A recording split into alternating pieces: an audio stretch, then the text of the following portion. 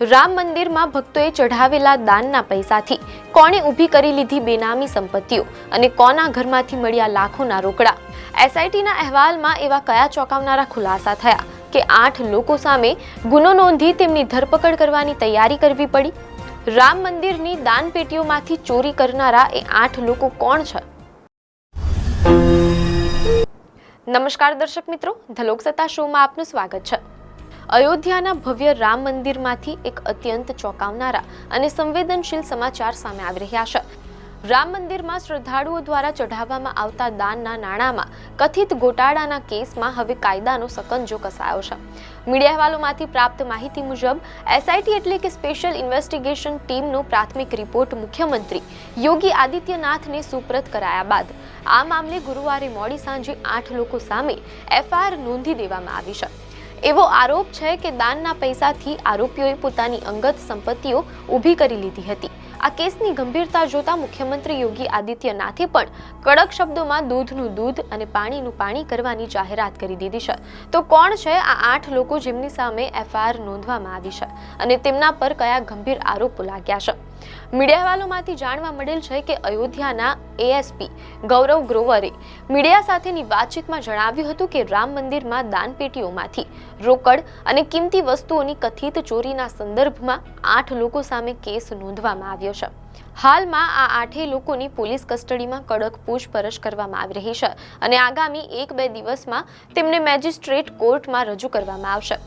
Media અહેવાલો અનુસાર શ્રી રામ જન્મભૂમિ તીર્થ ક્ષેત્ર ટ્રસ્ટના સભ્ય કૃષ્ણ મોહનની ફરિયાદ પર રામ જન્મભૂમિ પોલીસ સ્ટેશનમાં આ એફઆઈઆર દાખલ કરવામાં આવી છે.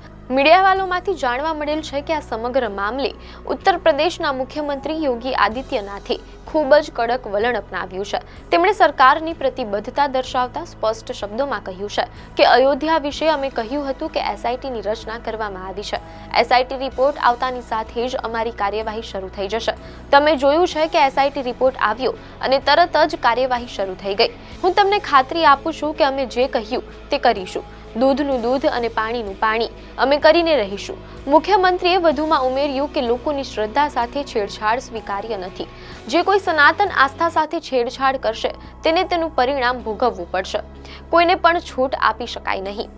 મીડિયા અહેવાલો અનુસાર રામ મંદિરમાં આ નાણાકીય અનિયમિતતાના આરોપો 13 જૂને સામે આવ્યા હતા, જેના પગલે ટ્રસ્ટની જ માંગણી પર એસઆઈટીની રચના કરવામાં આવી હતી.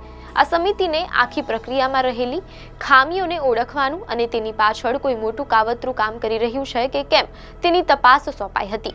મીડિયા અહેવાલોમાંથી જાણવા મળેલ છે કે એફઆઈઆરમાં જે 8 લોકોના નામ સામેલ છે તેઓ એ ટીમનો ભાગ હતા જેમને રામ મંદિરની લગભગ 40 દાન પેટીઓ યાત્રાળુ સુવિધા કેન્દ્રમાં પહોંચાડ્યા પછી તેમાંથી મળેલા દાનની ગણતરી કરવાની મુખ્ય જવાબદારી સોંપવામાં આવી હતી.